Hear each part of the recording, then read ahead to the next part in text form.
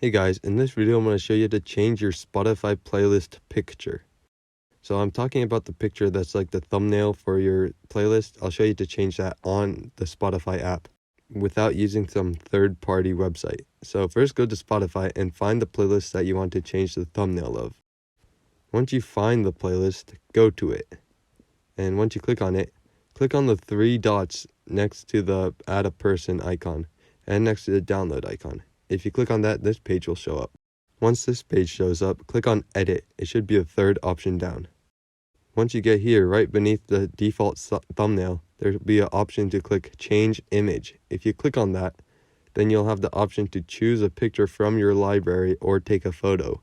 So choose from library will allow you to take one from your library. So I'll choose that real quick. Choose the image that you want for your thumbnail. I'll choose this one right here. And once you crop it to however you like, click Choose.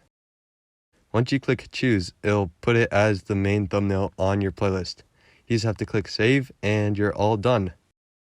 So I hope this video was helpful. If it was, I'd really appreciate a like and subscribe. Leave any questions you have in the comment section below. I'll do my best to answer them, and I will see you guys next time.